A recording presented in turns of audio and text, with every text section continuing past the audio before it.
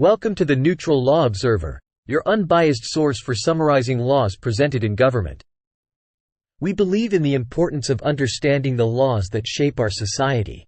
We never share our opinion, and our goal is to deliver accurate and impartial information to keep you informed. In today's video, we are summarizing Florida State Bill 262, the Florida Digital Bill of Rights.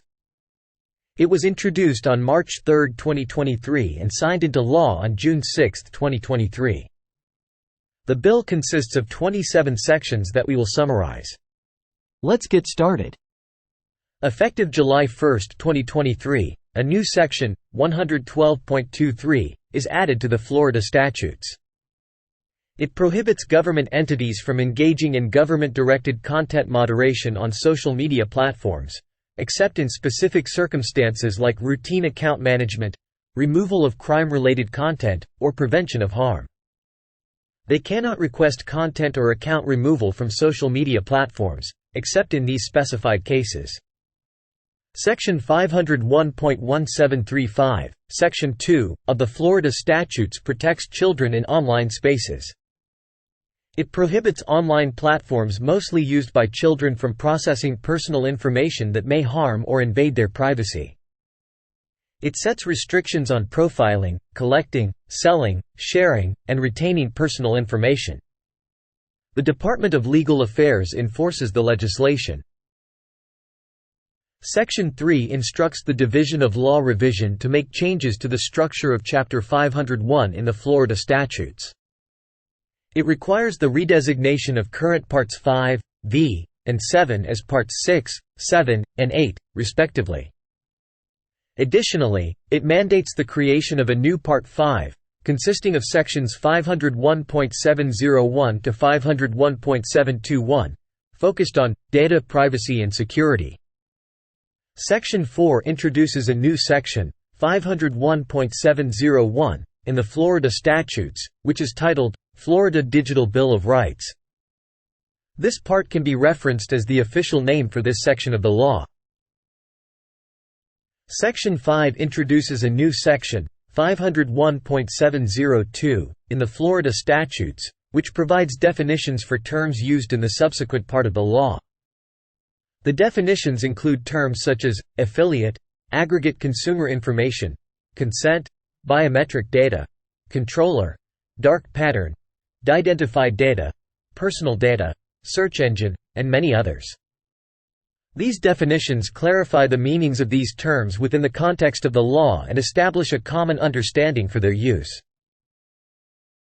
Section 6 of the law applies to individuals or businesses conducting business in Florida or providing products, services used by Florida residents, processing or selling personal data. However, exceptions include state agencies, financial institutions under the Gramm-Leach-Bliley Act, entities under HIPAA, nonprofits, post-secondary education institutions, personal, household activities, data processing solely for advertising performance, and compliant controllers, processors under the Children's Online Privacy Protection Act. Section 7, 501.704, of the Florida statutes lists exemptions to data privacy regulations. Exemptions include protected health information, health records, research data, de-identified health information, and data regulated by federal acts. Personal data exemptions cover credit reporting, driver's privacy, education records, farm credit, employment purposes, and certain financial transactions. Product manufacturers can share personal data with authorized distributors for advertising or servicing, with restrictions on selling. Section 8, 501.705, establishes consumer rights: access, correction, deletion, portable copy, opt-out of targeted advertising, sale, profiling, and restriction of surveillance features. Section 9, 501.706, outlines controllers' response to consumer requests, with compliance within 45 days, extendable by 15 days for complex cases.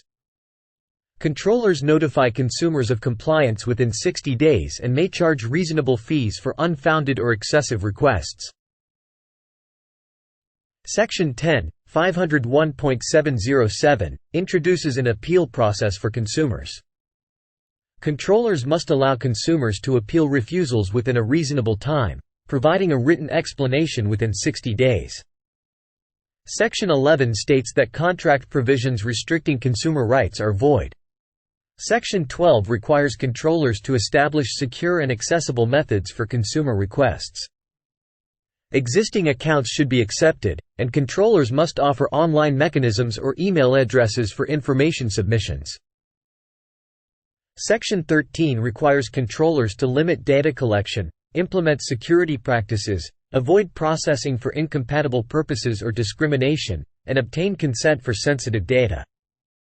Financial incentives are allowed with clear terms. Search engines must describe ranking parameters but not disclose algorithms.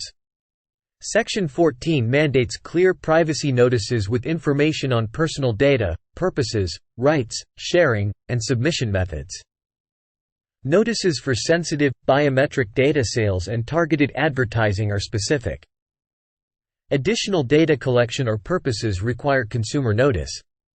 Section 15 outlines processor obligations to follow instructions, assist with requests, security, and assessments. Contracts should clarify instructions, processing details, and confidentiality. Processors cooperate and may arrange independent assessments. Liabilities depend on data processing context. Section 16 requires controllers to conduct data protection assessments for specific processing activities, considering risks, benefits, safeguards, and consumer expectations. Assessments can cover similar operations, and compliance with other laws may suffice. Attorney-client privilege isn't waived by disclosing assessments. This section applies from July 1, 2023.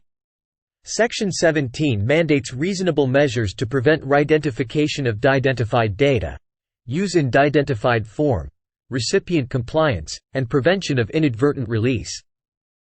Pseudonymous and aggregate data with effective controls are exempt. Controllers disclosing such data must monitor compliance. Section 18 requires prior consent for selling sensitive data, including known child data under COPPA. Notices are needed for selling sensitive data. Violations may incur penalties under Section 501.72. Section 19 provides exemptions, allowing compliance with laws, investigations, claims, requested products, services, safety, research, assistance, intentional consumer disclosures, asset transfers, privileged communications, and trade secrets. It ensures individual rights, freedom, and free speech.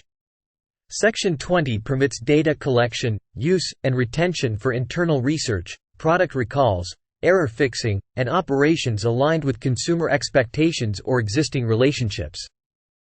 Evidentiary privilege exemptions apply. Section 21 safeguards controllers and processors who disclose data to compliant third parties. They aren't liable for recipient violations if unaware at the time of disclosure. Section 22 requires controllers to process personal data only for specified purposes, proportionate to those purposes, and with adequate protection. Retention schedules and compliance burden lie with controllers or processors. Section 23 grants enforcement authority to the Department of Legal Affairs, with penalties up to $50,000 per violation. Violations involving children or continued data practices after opting out may incur tripled penalties. The department issues guidance, reports enforcement activities, and collaborates with other authorities. Section 24 establishes statewide jurisdiction, preempting local laws related to consumer personal data collection, processing, sharing, or sale. Section 25 amends the definition of personal information related to confidential personal data security. It includes specific data elements and excludes publicly available or modified information. Section 26 creates the Legal Affairs Revolving Trust Fund to support investigation and enforcement by the Attorney General. Funds recovered for violations are deposited into the fund. Section 27 specifies the effective date, with the section itself immediately in effect and the rest of the Act effective on July 1, 2024. And that concludes today's episode of the Neutral Law Observer. Thank you for joining me as we navigated through the complexities of Florida SB 262. If you found this video informative, don't forget to give it a thumbs up and subscribe to our channel for more unbiased law summaries. If you have any questions or suggestions for future topics, please leave them in the comments below or reach us at neutrallegalobserver@gmail.com. We love hearing from our viewers. Remember, knowledge is power, and staying informed about the laws that govern us is essential. Until next time, stay neutral and stay informed.